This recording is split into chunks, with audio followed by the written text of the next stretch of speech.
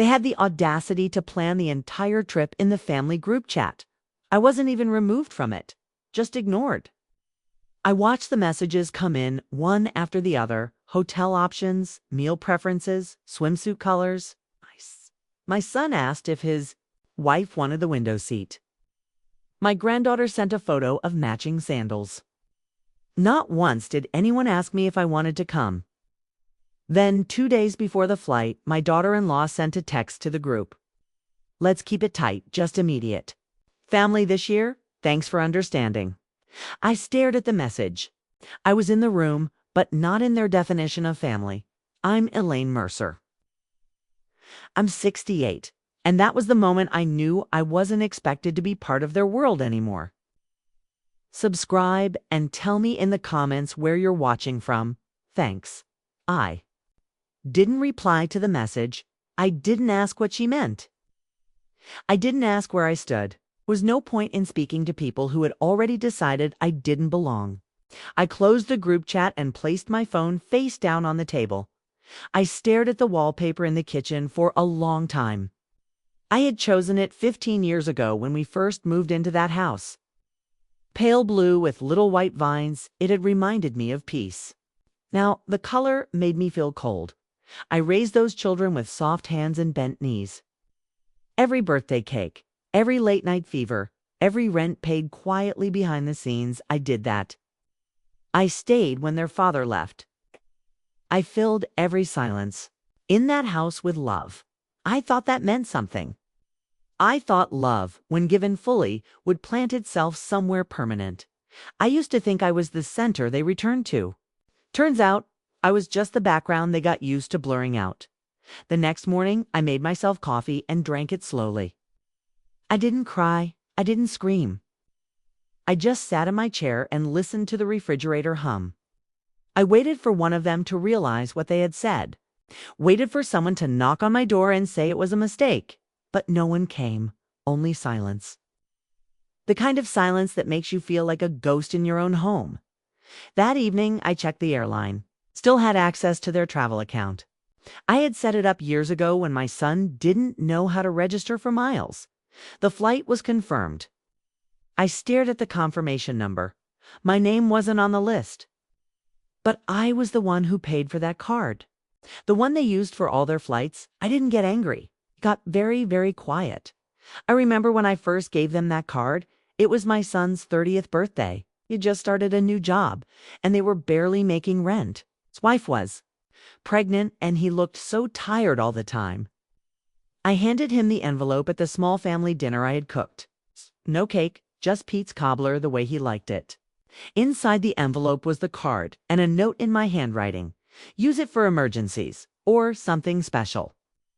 I trust you. He hugged me tight that night. Said I was saving their lives. I think that was the last time he hugged me without obligation. Over.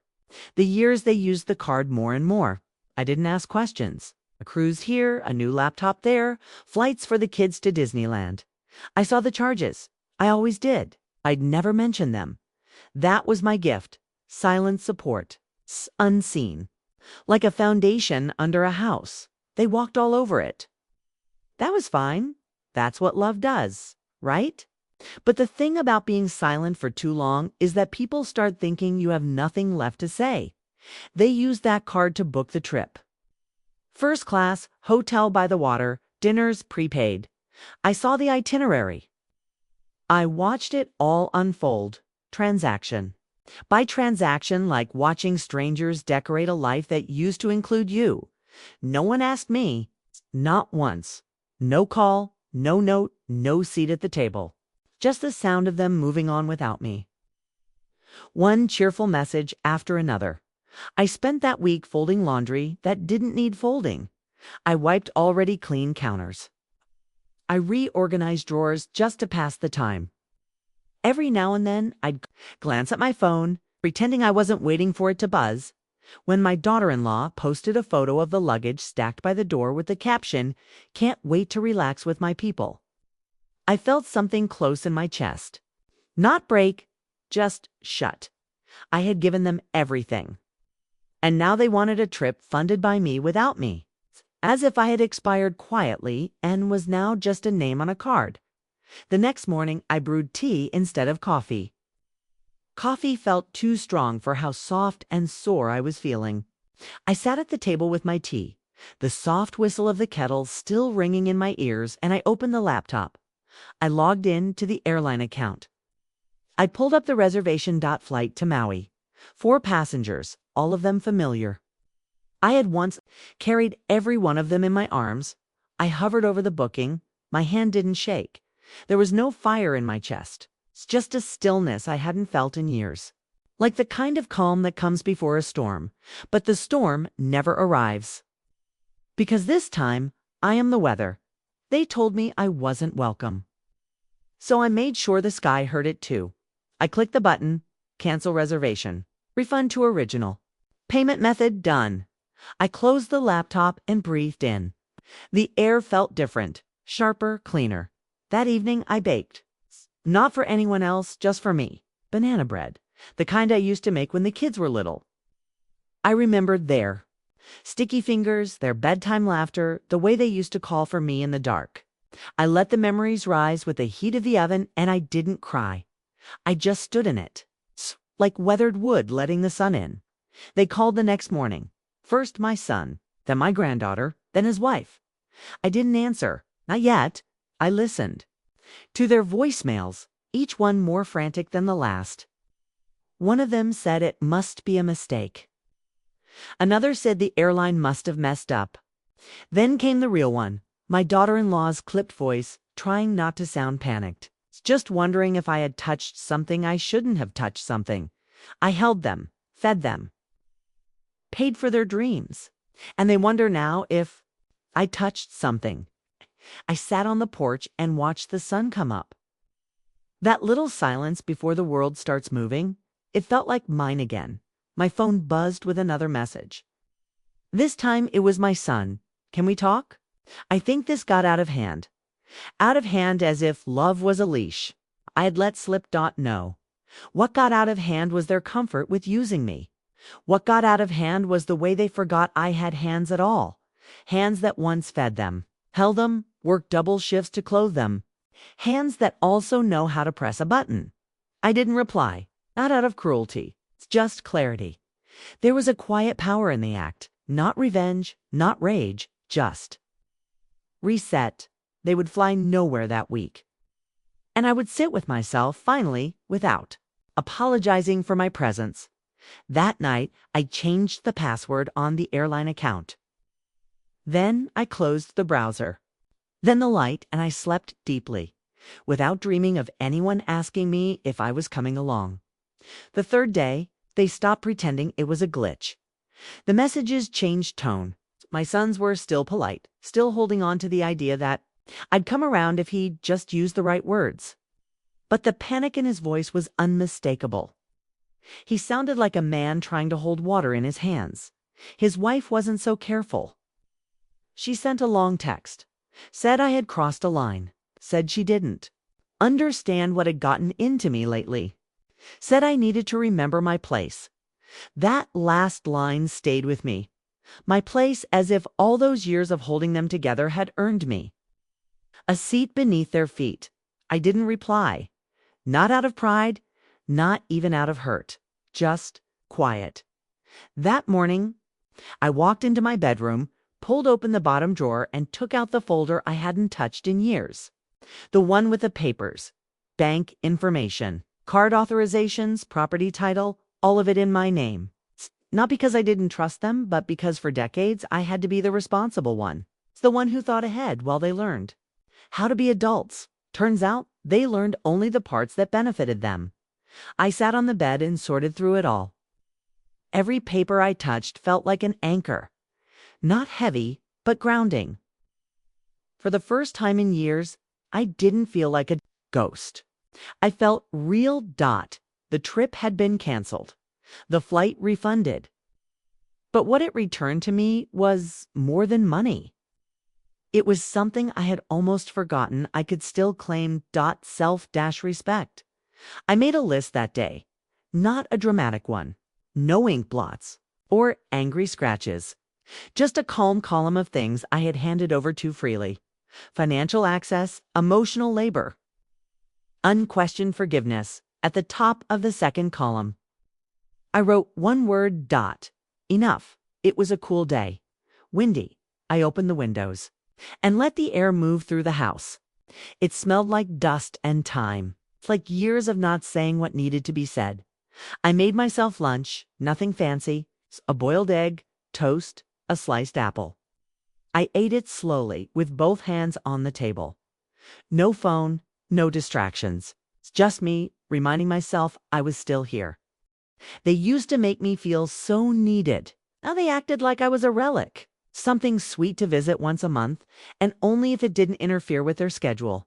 I thought of all the holidays I cooked for, all the airport pickups, all the babysitting that turned into unpaid full-time care.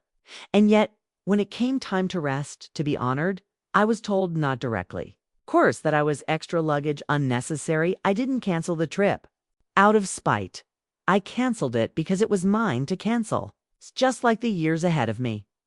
The truth was, they never thought I'd do it. That was the part that stung the most. Not their exclusion, not the trip, but the fact that they believed I would always let it slide, that I would smile and say it's okay. Again, I'm tired of being their backup plan, their unpaid assistant, their insurance policy. They didn't expect a woman like me to hit cancel. That evening, I logged into the family group chat again, just to look, not to say anything. My daughter-in-law had removed the trip photos. My son hadn't posted in a while.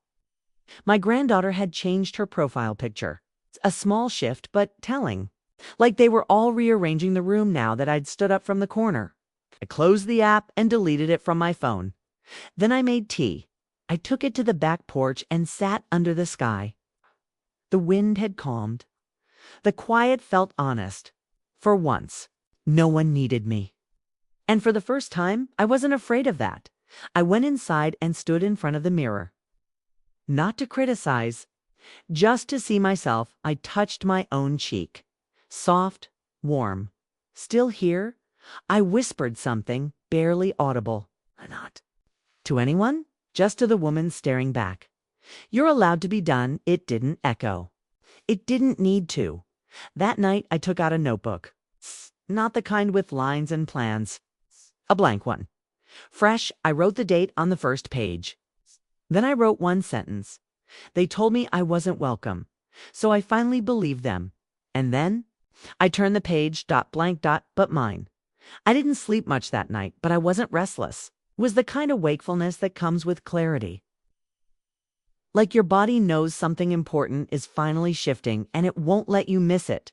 At sunrise, I opened the windows again.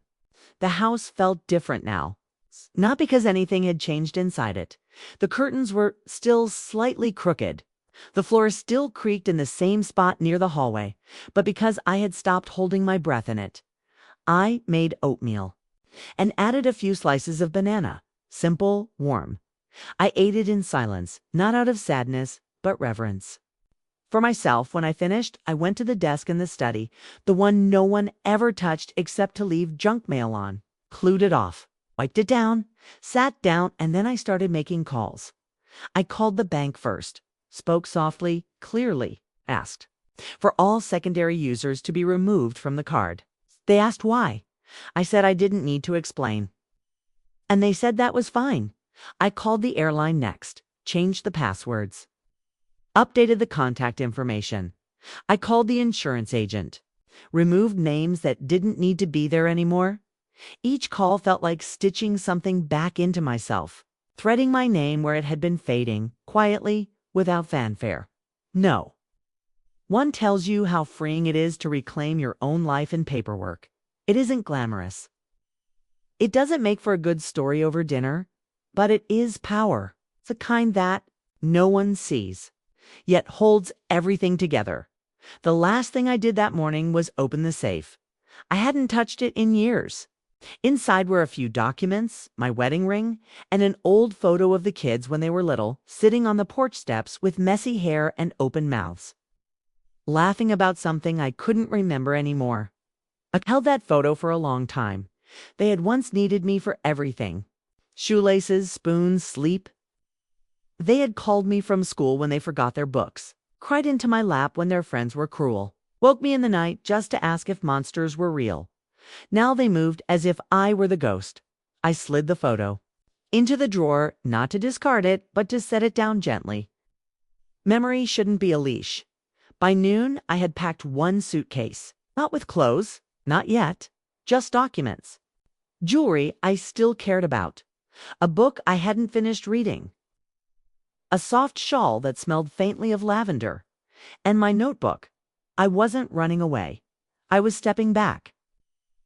Choosing silence on my own terms. I took the spare key from the hook and set it in a dish by the door. I left the alarm code written down on the kitchen counter, not as a courtesy, but a line. I still had the deed, still owned the roof, but I didn't owe them its shelter anymore. I called a motel 2 towns over. Nothing fancy, just clean, quiet. The kind of place people pass without noticing. Perfect. When I checked in, the clerk looked at me the way people look at older women. Alone, polite, slightly curious, vaguely concerned. I smiled gently and asked for a room on the corner. The bedspread was floral, the lamp had a tilt. The air smelled like bleach and dust. I loved it. I placed the suitcase beside the dresser, took off my shoes, and sat on the edge of the bed. The silence wasn't heavy. It was sacred for the first time in years. I didn't feel like I was waiting for someone to call me from another room.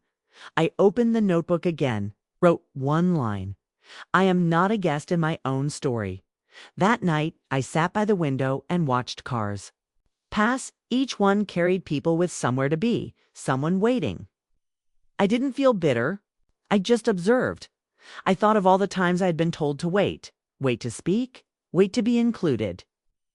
Wait for them to remember me. Wait for them to come home. I'm done waiting. At some point, my phone buzzed. I didn't check it. I'd already turned off the notifications. Just left it on in case the world caught fire. Otherwise, they could speak into the void the way I had for years. I made tea with the little motel kettle. Sat at the table with the chipped edge. Stirred it slowly. I didn't toast to anything. Just breathed. They wouldn't find me right away. I hadn't disappeared. I had simply become quiet in a way they didn't know how to listen to. And if they did find me, it wouldn't matter, because I had already reclaimed what mattered most. My place, not the one they assigned me. It's the one I chose. And in this little motel room with the humming fridge and the flickering light, I felt more seen than I ever had in their perfect rented beach house. Morning came slowly. The light in motel rooms is different. It slips through the blinds in pieces, like it's not sure if it should enter. I lay still and watched it move across the ceiling. For once I had no alarm, no one needing a ride, no breakfast to cook, while being told I used too much salt. Just breath and time. I made coffee using the little machine near the sink. It tasted bitter, but I didn't mind. There was something honest about it. Motel coffee doesn't pretend to be anything. It's not. I held the warm cup in both hands and sat on the edge of the bed. The phone hadn't rung all night, but that morning it did just once. I looked at the screen, my son's name. No message, just the call. I let it go. If he had wanted to hear from me, he could have knocked on my door years ago. Not when the flight was canceled. Not when the credits stopped flowing. Not when his wife's plans began to unravel. I turned the phone off and tucked it into the drawer. I didn't want the noise anymore. Instead, I opened the notebook again. I wrote a list not of grievances, but of things I still had. I wrote my breath, my name, my hands, my house, my silence, my right to disappear. Then I added one more dot, my peace it. Strange how easily peace can return when you stop asking for it from people who never learned how to give it. Around noon, I walked down the road to a small cafe. No one looked at me twice. I liked that. I ordered soup and ate slowly, listening to the quiet murmur of strangers. No one asked me if I was okay. No one told me I looked tired. I existed without question. After lunch, I bought a paperback from a used bookstore. A woman my age rang it up. She smiled, said she liked the author. I told her I hadn't read him before. She said the ending was honest. I liked the sound of that. Honest. I walked back to the motel in soft wind and let myself feel it. The warmth of the sun, the ache in my knees, the freedom of not having to explain where I was going or why. I had spent so much of my life making myself small so others could feel big, making myself useful so I wouldn't be forgotten. Turns out they forgot me anyway, but only after they used everything. I had to give. There's a kind of power in seeing that clearly, not the angry kind. The kind that lets you close the door. Without slamming it, that evening I boiled water for tea. The cup was cracked. I used it anyway. I sat by the window again. The same cars passed. The same tired flicker of the motel sign buzzed outside. But inside me, everything was changing. I thought of the pantry back home, stocked for their visits, gluten-free cereal for her, juice boxes for the children, snacks he liked, even though he never said thank you. I thought of the guest towels I kept washed and folded, the candles I lit before they arrived, the way I used to change my clothes twice before greeting them, just in case I looked too old, too plain, too much like a woman they didn't want in their photos, and now they had to explain why their trip fell apart, why the account was frozen, why the woman they dismissed had taken her silence with her. I didn't feel satisfaction. I felt air, space, a kind of quiet that allowed me to hear my own thoughts again. They had taught me my place. I had finally taken it far from them. Later that night, I wrote one more sentence in the notebook. I'm not responsible for the storm they made of my silence. Then I closed the book, turned out the light, and slept like I hadn't in years. No voices calling my name. No text messages pulling me back into their orbit. Just sleep, just peace. The calls started piling up the next day, not just from my son. My granddaughter tried too, and a number I didn't recognize, probably her mother, trying to sound like concern. But I didn't answer any of them. I wasn't curious. I knew what they'd say. They'd act confused. They'd soften their voices, ask where I'd gone, why I wasn't replying. They'd say I'd worried everyone, that I'd made things difficult. They'd dance around the truth, not because they didn't know it, but because they weren't used to being held accountable. People like them aren't afraid of hurting you. They're only afraid when they realize you noticed. I stayed quiet, let them scramble, let them feel the edges of the absence they created. The motel room was starting to feel familiar, not like home, but like something better. Neutral ground. A place that didn't ask anything from me.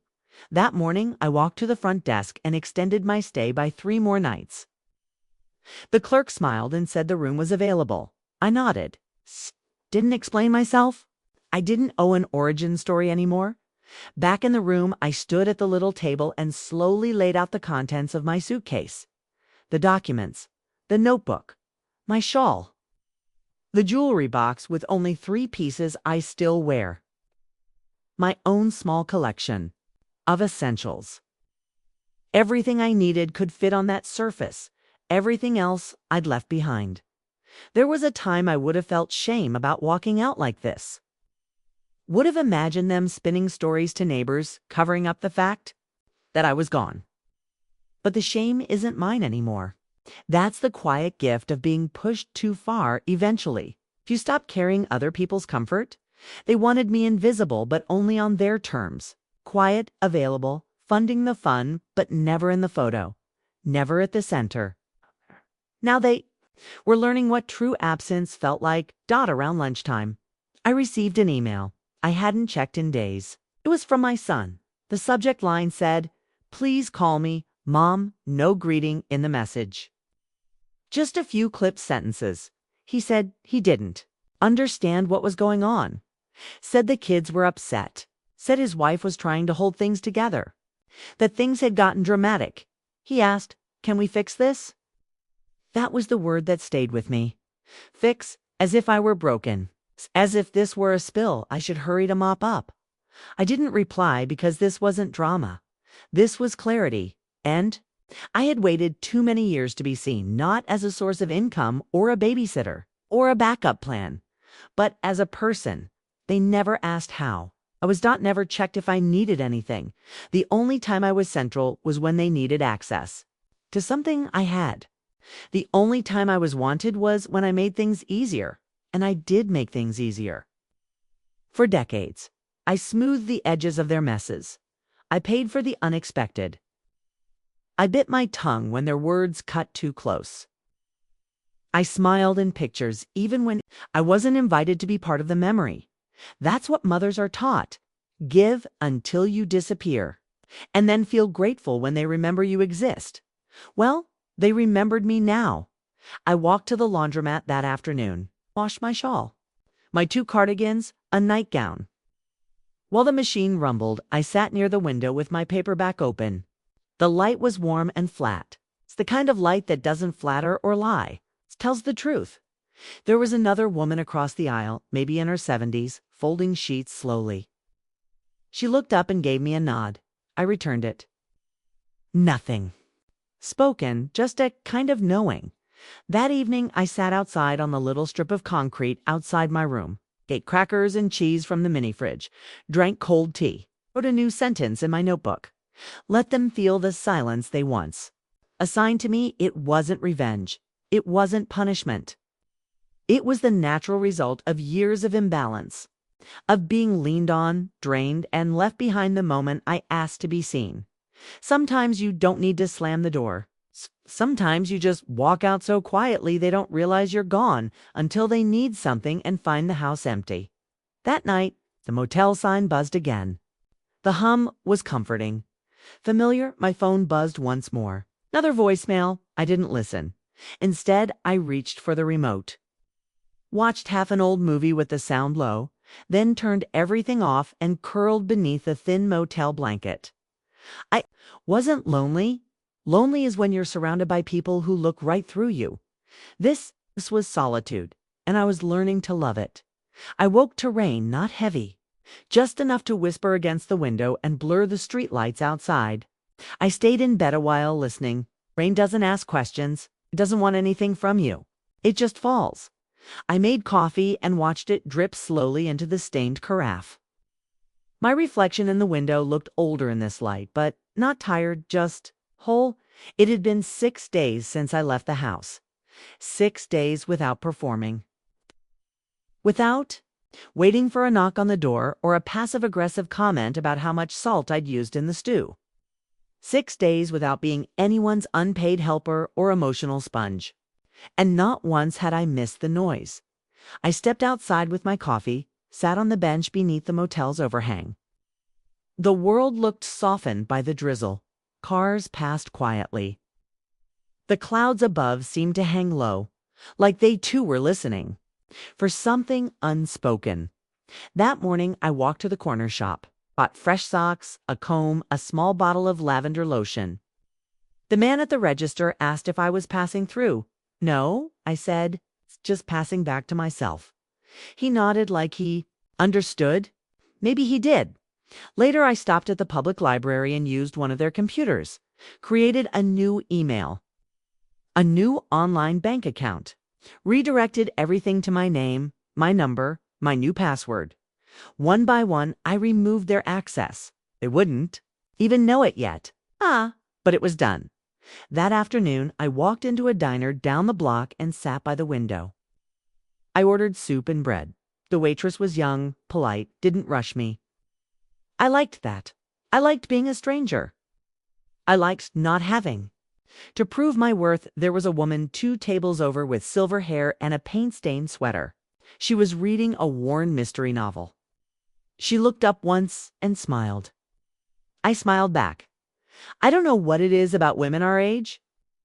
There's a quiet nod we give each other, like yes, I've seen it too. The letting go, the little deaths, the invisible weight we carry until one day we set it down and walk away with nothing but a name. I walked back slowly after lunch. Let the wind pull at my coat. The cold felt clean back in the room. I took out the notebook again and wrote, "No one is coming to thank me." That is not a tragedy. That is freedom. I set the pen down and stared at the words. Let them settle. In them. Quiet. I remembered a different kind of noise. My granddaughter's laugh when she was little, high and wild. How she used to braid my hair and tell me I looked like a princess. How her small hands once gripped mine like I was the only safe thing in the world she stopped calling 3 years ago. I can't remember the last time we sat alone together. Now she posts photos of herself at brunch, captions filled with glittering words that don't match the girl I helped raise. I used to blame her. Now I see it clearer. She was raised in a home where I was never the center, only the support. Name on a greeting card, a ride home, a wallet. They love me, but only in the way people love a bridge, useful when needed.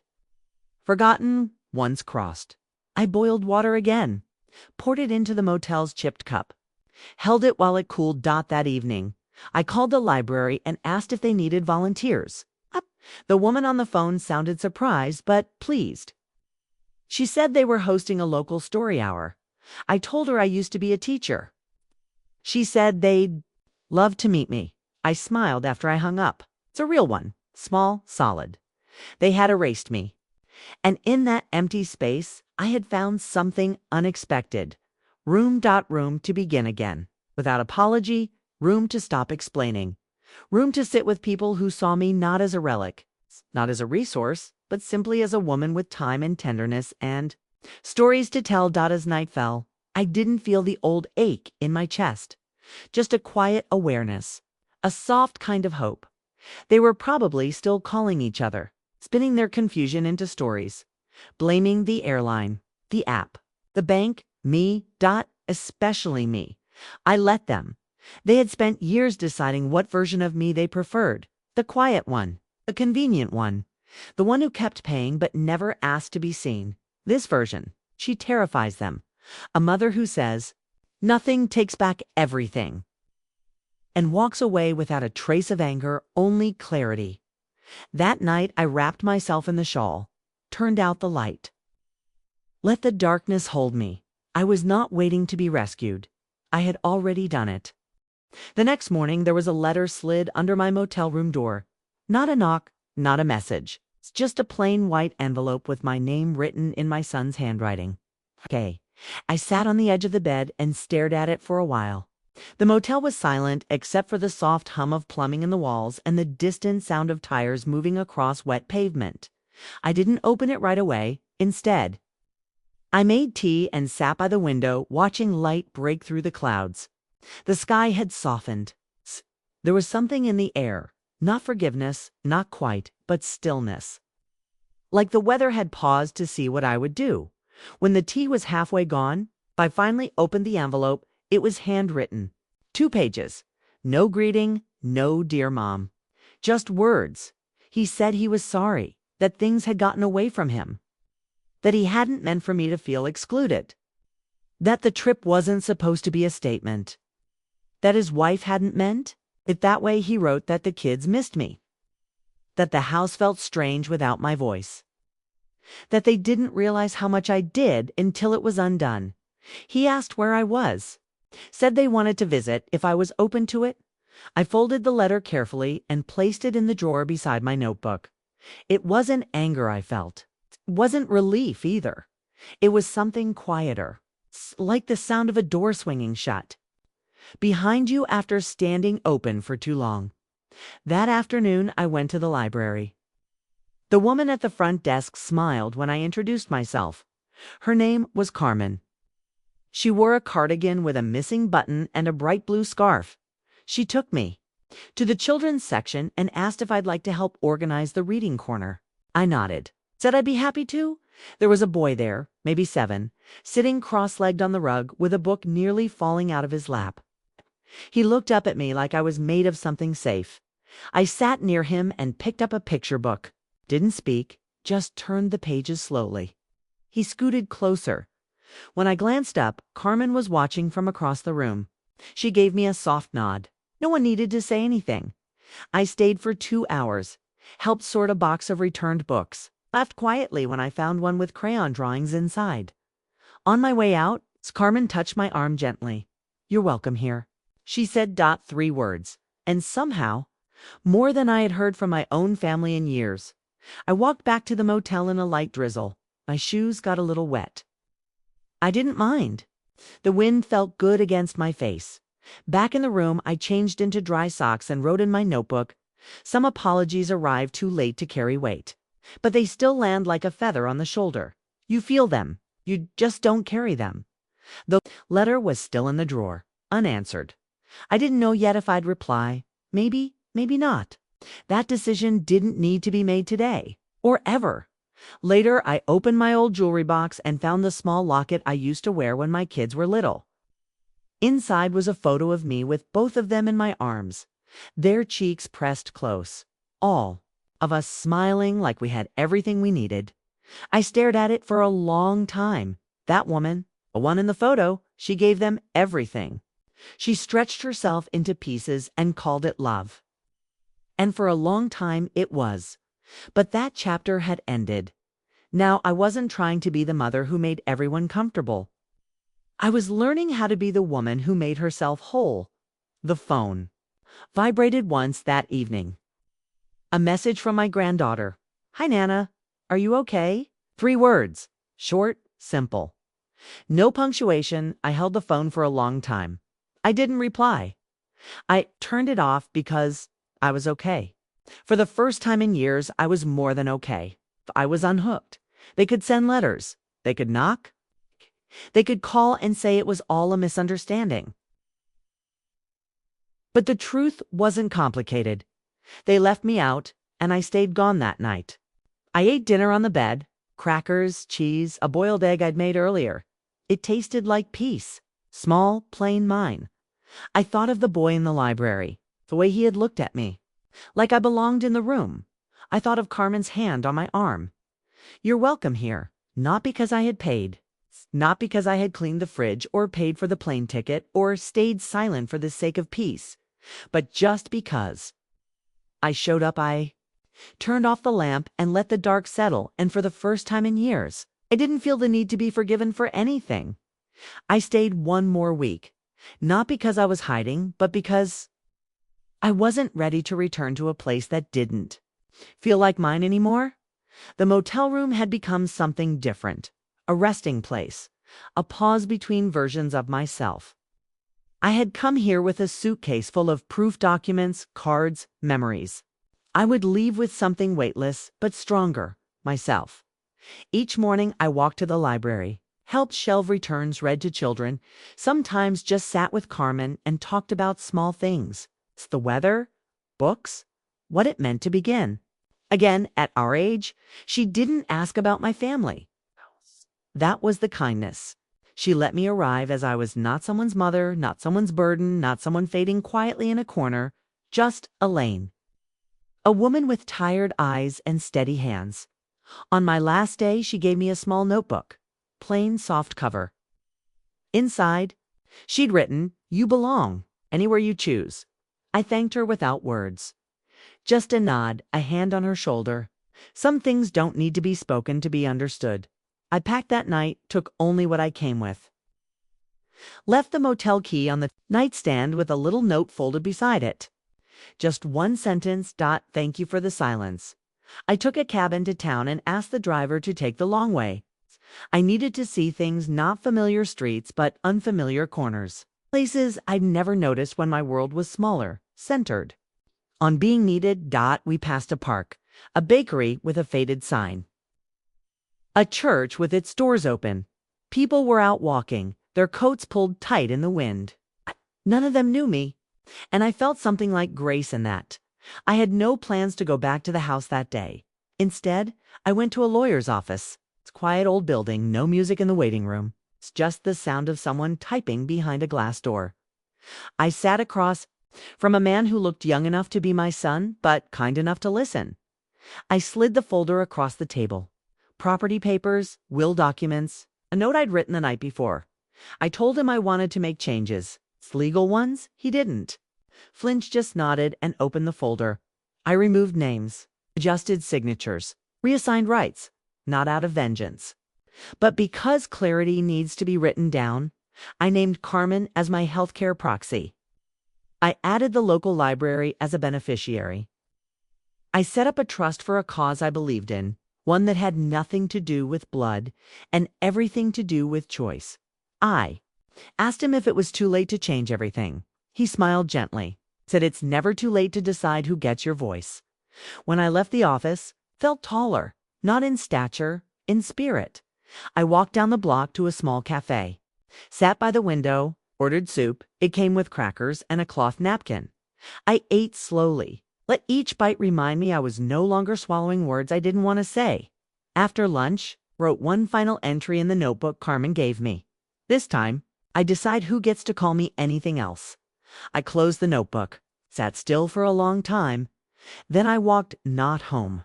Not yet, but forward to a rental cottage by the lake I'd quietly secured the week before. Small, just 2 rooms. But with windows that opened wide and water that sang at night. No one knew where I was. No one had the address. I left my old phone in the motel drawer. Bought a new one. New number. Clean slate. If anyone wanted to reach me now, they'd have to do more than dial. They'd have to mean it. I stood at the edge of the lake that evening. Watched the sky ripple into gold and soft gray. I held the photo of my children one last time. I didn't cry. I simply said, inside myself, I love you. Then I let the photo go. It drifted into the water, softened at the edges, and disappeared. No rage. No ritual. Just release. The lake didn't ask why. It just received later. That night, I lit a candle. Not for them. For me, for the woman who had stayed too long, for the woman who had finally left, for the woman who no longer needed permission to feel whole. I made tea, wrapped myself in the same lavender shawl. I brought to the motel, and I sat in silence. Not the kind that aches, the kind that holds. The end.